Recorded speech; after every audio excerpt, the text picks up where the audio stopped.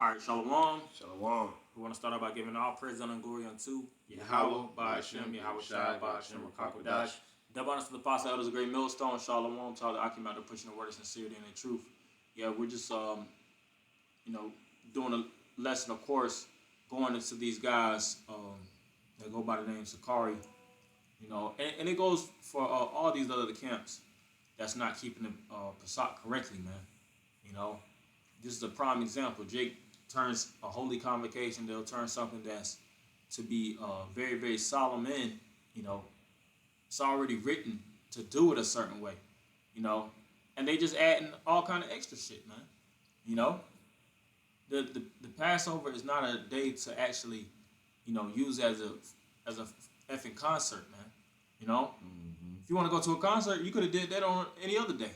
The scriptures don't say to have a podium and play wild Jamaican music. Because first off, if you really want to go, or just wild music on a whole, because first off, if you want to go to the times of Exodus, which we're finna go into right now, that was a time where the Lord was bringing judgment, man.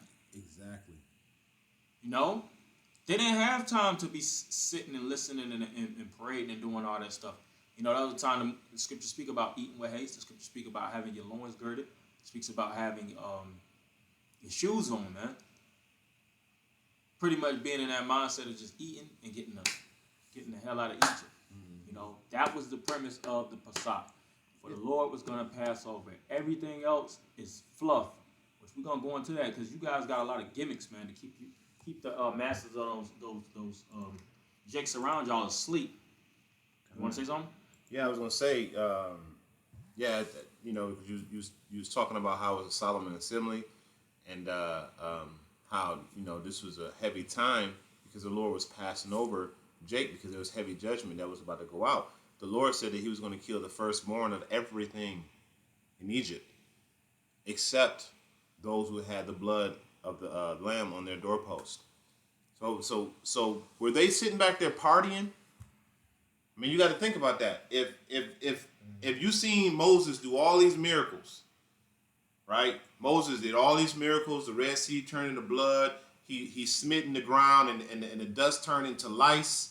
You know what I'm saying? He frogs was hopping out of everything. 3 days of just complete darkness. So if he did all that, and he's showing the children of Israel all that, and then he comes say, "Hey, y'all go put blood on y'all doorposts because the Lord about to smite the firstborn, and if y'all don't do that, the destroyer gonna come in y'all house and kill y'all children." You think they were sitting in their houses partying, or were they sitting in their house praying to the Lord that the death angel passes over their house? Because even though the Lord told them to put blood on their blood post, they was probably still afraid that the death angel may come into their house. Nobody had no time to be sitting back there partying, and we supposed to be rehearsing the righteous acts. This is not righteous. But anyway, I grab that Leviticus unless you wanted me to get something else. You go ahead. All right, so this is Leviticus 12. I'm going to start at the top. And it says, "And the Lord spake unto Moses, saying, Speak to the children of Israel." No, that's not it. This is Leviticus. No, I'm sorry, Exodus. It's like Exodus 12. This is Exodus 12, and it says, "And the Lord spake unto Moses and Aaron in the land of Egypt, saying, This month shall be unto you the beginning of months." So this is the very first day of the year. It's the beginning of the months. "It shall be the first month of the year to you. Speak ye unto the congregation of Israel, saying, In the 10th month, in the 10th day of this month, they shall take to them every man a lamb according to his house according to the house of their fathers, a lamb for an house. And if the house be too little for the lamb, let him and his neighbor next to him, next onto his house, take it according to the number of the souls. All right. Every man according to his eating shall make your count for the lamb. The lamb shall be without blemish, a male of the first year. Ye shall take it out from the sheep or from the goats. Ye shall keep it up until the 14th day of the month, and the whole assembly of the congregation of Israel shall kill it in the evening. Now, this is something that we can't do this part of it because we're not in our land. We don't have access to livestock. We don't have access to y'all out there that want to say, see, we can't do all that. We can't do all that. Yeah, but there's parts of this that we can do. And the parts that we can do are the parts that we're supposed to do.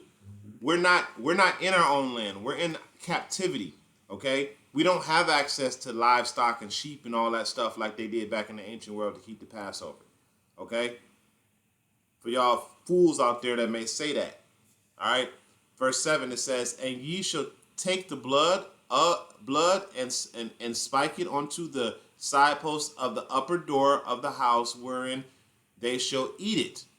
And they shall eat the flesh in the night, and roast it with fire and unleavened bread, and with bitter herbs shall you eat it. Now, is this not a direction? Is this not the Lord giving you direction on how you're supposed to behave during the Passover? Yeah. And the bitterness represents the captivity, because we're in the house of suffering, man, not in the house of feasting. You know, and you gotta, when you're going into the Passover, it's pretty much a sentiment of everything is symbolic. So we have to do everything correctly. You know, the lamb represent Yahweh Shai. That was, and even fast forwarding towards the times of Yahweh Shai, he got killed around the Passover, man. Mm-hmm. You know, did the Lord throw a concert before his death? You know, now they gave praises. You know, they spoke one to another. You know, and things of that nature. But they wasn't on stage with big boy microphones, man, blasting away. You know, jumping from one side to the next, hooping and hollering. Mm-hmm. You know, that's a very, very serious time. That's why when you recollect on Yahweh Shai, you don't even be in the spirit to, you know what I'm saying, do all that jamming away, man. But see, the masses of these people in you guys' congregation there, y'all are heavily asleep. Y'all don't see the bewitching, all right? Because see, they'll turn the truth of the Most High into a lie, and they'll use the Passover as a front. But they're actually, you know, casting witchcraft upon the minds of the people with that bullshit, man. Because it's taking away. The scriptures speak about if you add to the word, it's going to add plagues, and if you're taking away, the Lord's going to take you out of the book of life, man. And you guys are taking away, and you're also adding to things that ought not to be so. Mm-hmm. You know, we take the Passover serious. When we was at the Passover, I know these brothers had their Passover. All brothers in Great Millstone, which the apostles modeled the Passover, even going back to the old school. You know, it's a solemn time. Brothers wasn't kiki and hi, brother, how was your day? You know, now you talk, like I say, have small talk.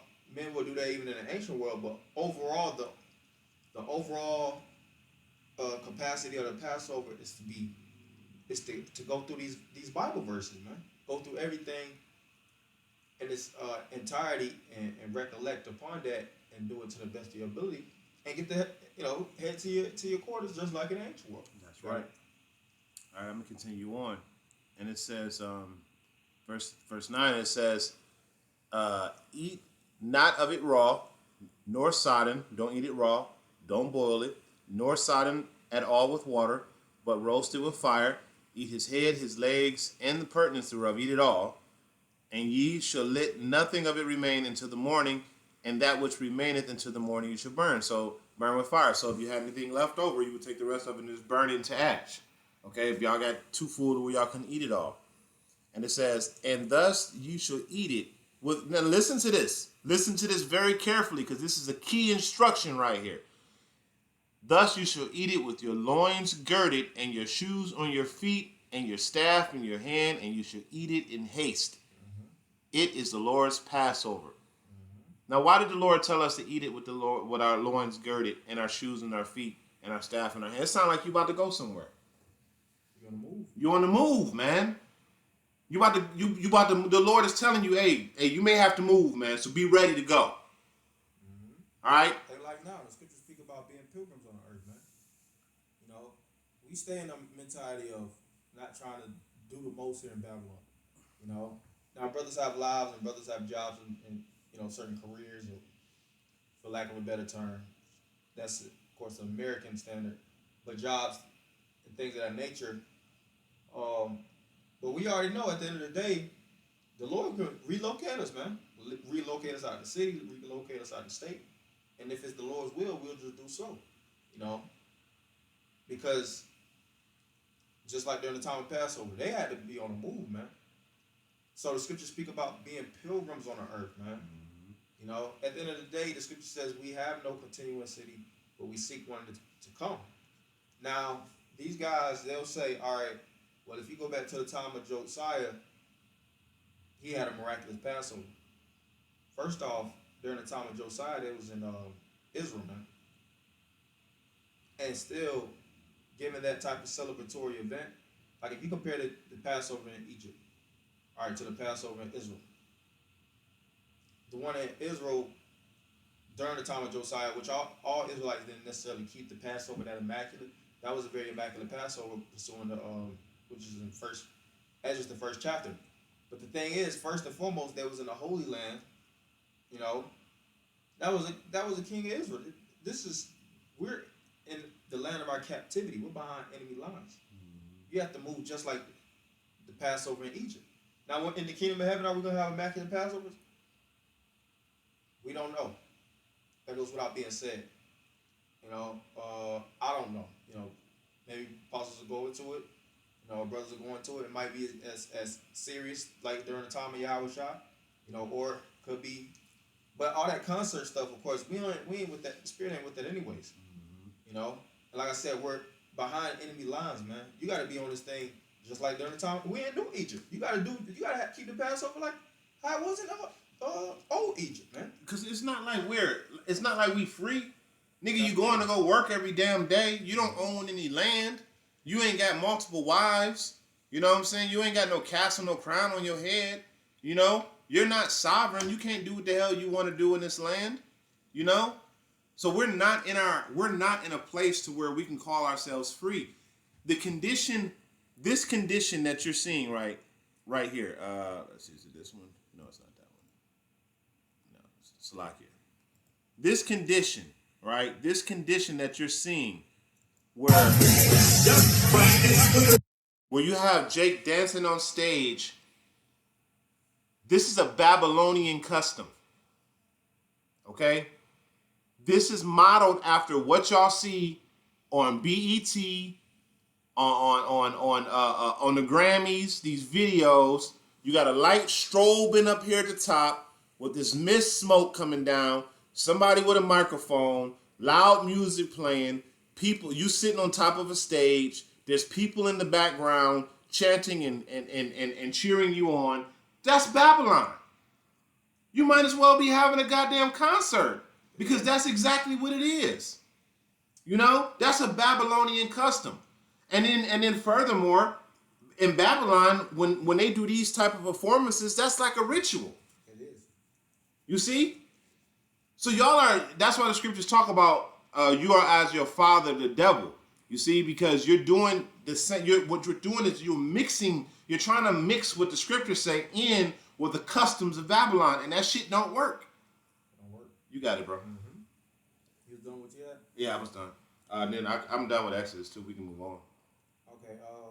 So I was looking in Ezra, the first chapter with Josiah, but it says, and Josiah held the feast of the Passover in Jerusalem unto his Lord, and offered the Passover the 14th day of the first month, having set the priests according to their daily courses, being arrayed in long garments, in the temple of the Lord. Are we in the temple of the Lord? No.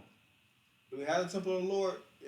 We represent the temple, of course, but even the thing with the long garments and, you know, all the righteous segments, they had lamb without spot and blemish. We don't have lamb without spot and blemish.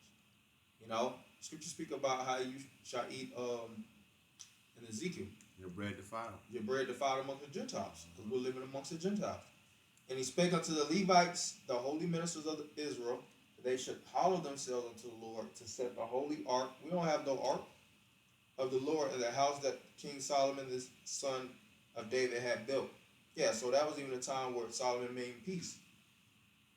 So even Jake had the provisions to actually keep a immaculate celebratory event, to that magnitude.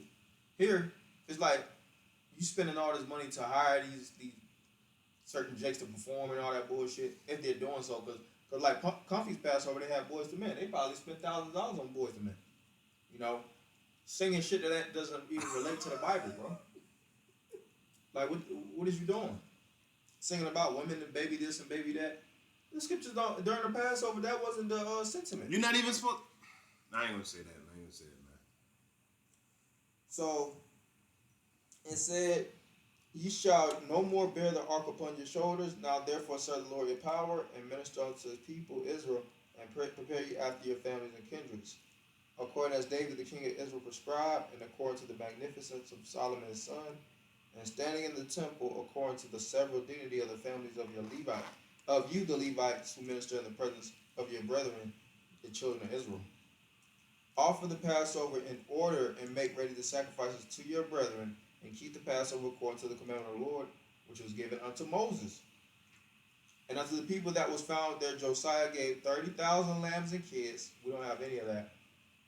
And this was fresh, holy in the land, produced by, holy Israelites that was actually tilling the land and doing the rituals upon the land. So Jake had a time to really give a lot to the Lord.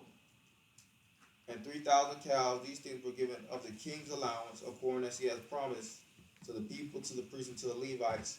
And Hilkiah, Zacharias, and Silius, the governors of the temple, gave to the priests for the Passover 2,600 sheep and 100 cows. It's a lot more in that, but that's the point I really wanted to make, is, which I'll jump down to verse 20.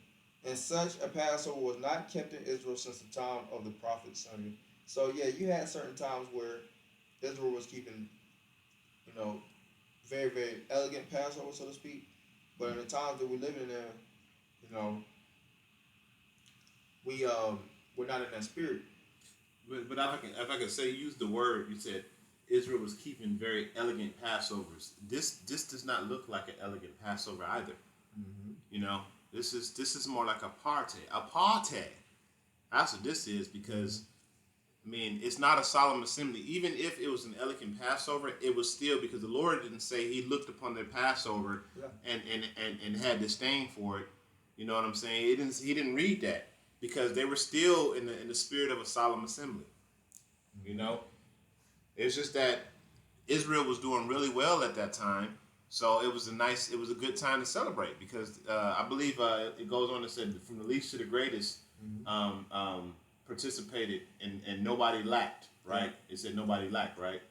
As it continued.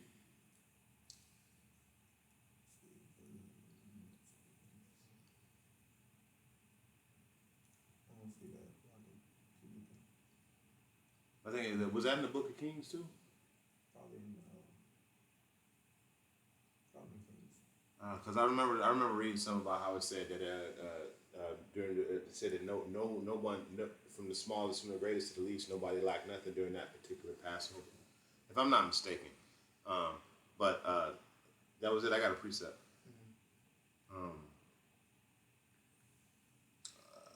I wanted to bring up. Let me go back to Exodus real quick, because I wanted to read where it says that this is a solemn assembly. That verse 16. Yeah. So it says, I'm going to skip down to verse 16. It says, "And the first day thereof shall be a holy convocation, and the seventh day shall be a holy convocation unto you." So let's look up the word convocation, because the word holy, we know holy means to be set apart. So let's look up convocation and see what that means.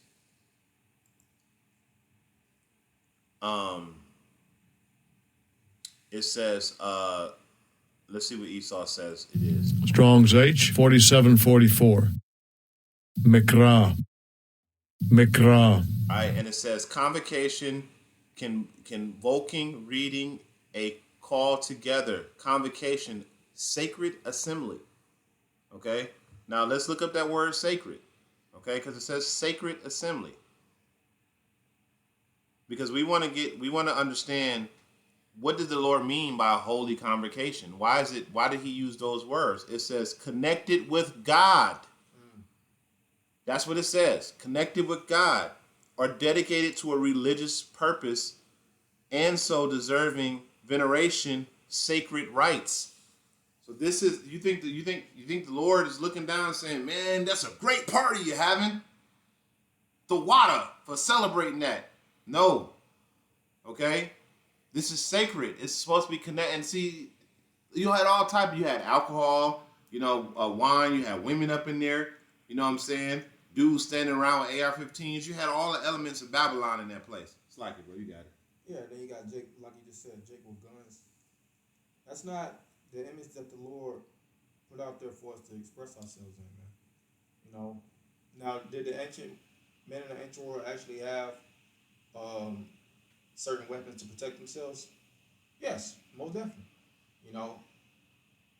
But to that capacity and the image that you're putting out, you're gonna put yourself in a situation, Jake, and that's what's gonna happen.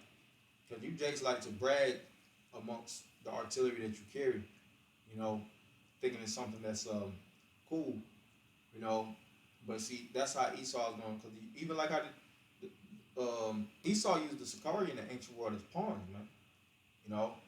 But you had certain Jakes like Judas Iscariot. Lord rebuked Judas with that sword. He said, "Put down the sword. For those that live by the sword shall die by the sword." Because at the end of the day, if you're using that gun or that weapon against anybody outside of defense, then you're gonna put yourself in a situation, And you see that these Jakes, they got trigger happy demons on them, man. So the littlest of situations, say like we were talking about earlier, it's probably a provocative agent, but you believe you guys to be agents at the top, anyways. The same thing is not y'all, but it's another agent in the midst, and you got this deadly weapon. You can light your whole congregation up, man. But you guys won't listen and consider, because what? Jake thinking they know everything. They can't. They're above correction. That's why the Most High said, "Whose mouths must be stopped." The Lord got to shut a lot of you niggas' mouths, man. You got the most to say about the apostles and elders, and you doing everything wrong. You got it. Can we bring out another precept? Yeah, give a few more close. So this next precept is Isaiah 30, and it's something that we bring up all the time, but this is exactly why. Because we got to continue to beat it into y'all heads, man, because y'all don't get it, But the Lord is actually giving us an example of y'all in this precept right here. This is Isaiah 30, and I'm going to start at verse 9. It says, I'm going to start at verse 8. It says, "Now go, write it before them in a table, and note it in a book," the scriptures, "that it may be for the time to come forever and ever." Now, all right, later on in the future, "that this is a rebellious people, lying children that will not hear the law of the Lord." You're rebellious. You see, the thing is that, as me and the elder was talking earlier, Jake is gimmicky. Jake, you love those gimmicks because it brings comfort to what you're accustomed to. That's what it does. It makes you say, well, man, I'm accustomed to this. You grew up with concerts and entertainment and watching things on TV and all that stuff. So it brings a level of comfort to you. So when you see a religious group out there that's preaching a message that you have zeal for, but at the same time offering you some of those things that you're accustomed to in the world, it's like it's a win-win. Yeah. You know what I'm saying? It's a win-win. I get to do this and do that, and I still get to serve the Lord. Oh, yeah. Half hood, half holy. Damn, I never heard that. Half hood, half holy. That's what Jake had on the shirt. What? Yeah, Jake had on the hoodie, half hood, half holy. Ain't no half and nothing. The one that had the gun. Dang, I didn't even peep that. If I'm not mistaken. But yeah, you can go to it in the clip if you want to. Yeah, that's what I'm going to do. Like you just said, they're trying to merge both. The scriptures speak about it. You can only drink. That's it. These guys out here. Half hood, half holy. Yeah. Dang. Say you can only serve one Lord, so why you being half hood? which hood is short for pretty much like a hoodlum, man. Or even if you say, okay, I'm from the hood, but that doesn't denote, because you might live in the suburbs now. You probably been living in the suburbs. You've been probably living in the hood since you was from 1 to 15. All right, move out of the hood. You live in the suburbs, 16 to your 30s. You might be 35, 36. Majority of your life, you don't live in the suburbs. So are you suburban? Not necessarily. You've lived in these different areas. That doesn't denote if you be in hood or suburban. But that's just, Jake makes that like it's a something to characterize to make you tough. Yeah, I'm from the hood. I'm from this, I'm from that, you know. But really, even where we from, that doesn't mean anything, because you got brothers around you that's from suburbs, you know. But see, Jake is praising that, like you just said, putting that nigga image out. You know, I'm from the ghetto. That's what niggas say, man. You know. Now the scripture speak about how Yahweh Shah, his location, you know, where he was from, it's in Nazareth. But talking about without Bethlehem, you know, but it was really just getting into the point of where he's from, but you didn't see it from a praising to be from a low area, which Nazareth wasn't necessarily low. It just was it was low in comparison to Israel, but it wasn't necessarily what you could call the hood, but the praise that the Lord wasn't saying I'm hood. You know, that's not our culture, man. That's not the image that the Lord told us to put on. Like I said, the same Jake, this big ass gun, man, looking like he ready. And you already know he already got the joint loaded, man, ready to let off. Trying to look all what's the word, stoic. You know, like I'm just here to secure the premises. Yeah, some damn like he killed the shit that's on his shoulders. Jake is just gimmicky, man. It's all a gimmick. It's all a gimmick, yeah. You know, see, we see through the bullshit. People see that and get bewitched, like, oh shit, you know. It's high level. Spirit with you. You know, but they look at us and they're like, oh, them some bums. Yep. You know? And I'm gonna get that definition of gimmick.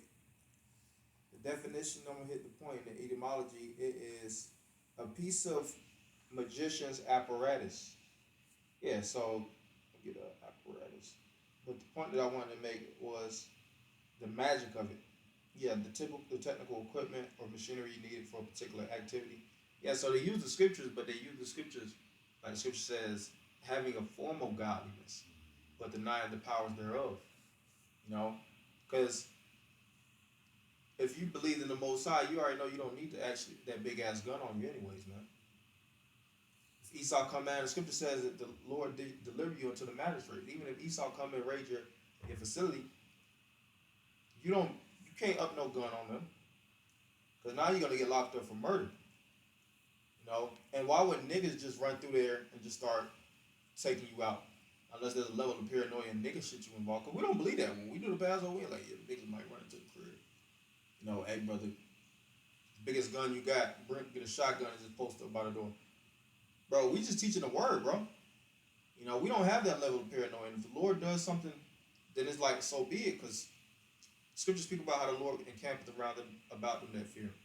You know, and we just leave everything in the Lord's hands. So why would the Lord deliver such a menacing nigga through y'all's facility, for, you know what I'm saying, for you to have to shoot him down and such in the midst of the Passover? Jake is simple, man. And if I can say too, just real quick, it's the Passover. You're sending up supplications to the Lord so that evil will pass over you.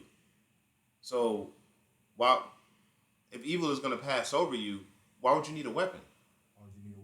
Why would you need a weapon? Like, that was the whole point of it, is so that the destroyer will pass over you. Blood being sprinkled upon your doorpost was enough, bro.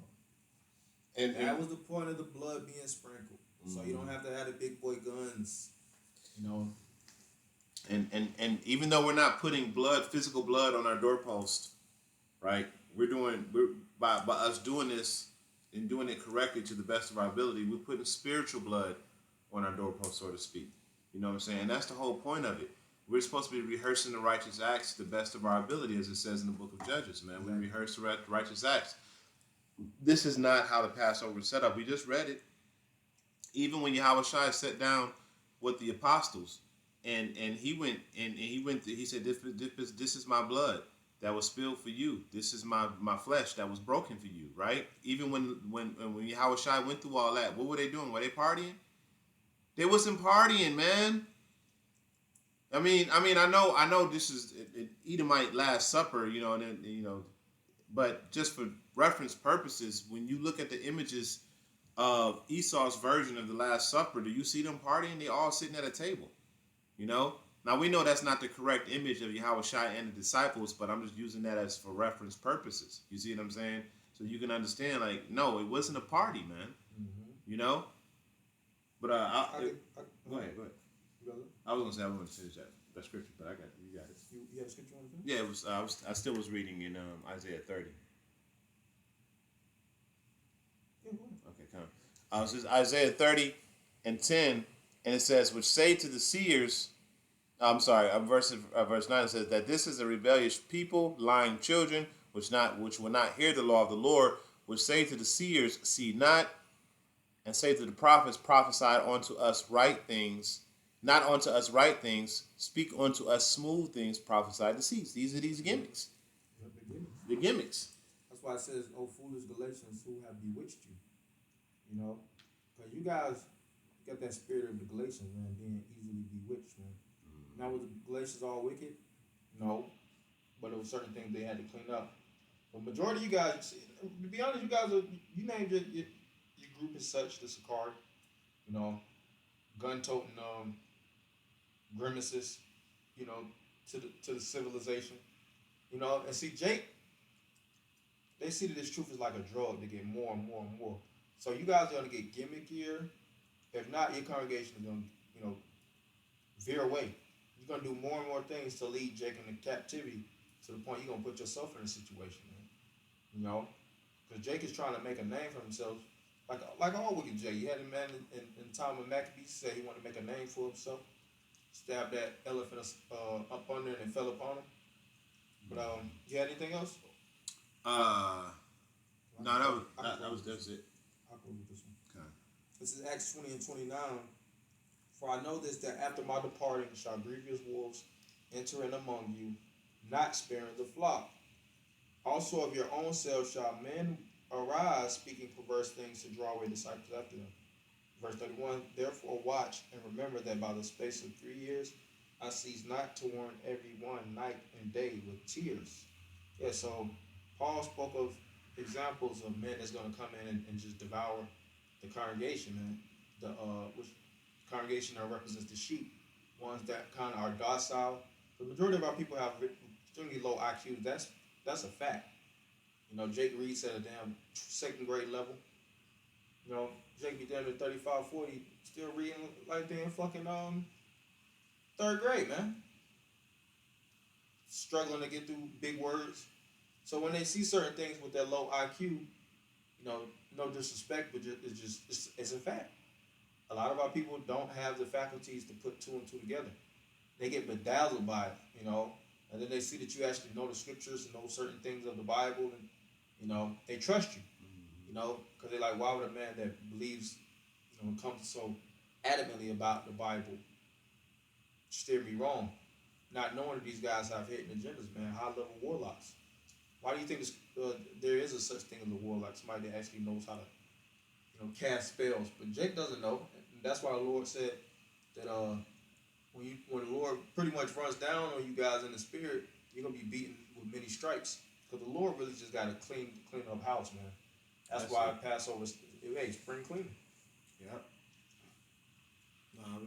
That's that. Hey, the brother, and the scriptures talk about how judgment shall begin with the house of Israel, man. Mm-hmm. So the Lord, it's about to come, man. And I know we keep saying it because a lot of y'all will hear us and y'all say, well, y'all been saying that. Listen, when it happens, it's gonna happen, and when it happens, a lot of y'all gonna get shook the hell up, and then y'all gonna realize y'all been lied to. You know what I'm saying, by these people, that y'all was getting y'all went from one Christian feel-good message to another Christian feel-good message. Not really putting together that all these groups are 501c3, and they cannot teach. They can't even according to their 501c3 charter, they can't even teach you the correct doctrine. They can't even teach you what we teach. But you got it. That's all I have. But yeah, we just wanted to go into that in the spirit, to really push that spirit of how the Passover should be conducted. And we always speak about these things, keep it simple, Jake. All that extra shit that could get you in trouble, in the spirit. But with that, we're gonna end it by giving all praise and honor and glory to Yahweh, by Hashem, Yahweh Shai, by Hashem, Rakakadash. The one to the apostle of the great millstone. Shalom, Akim. Shalom.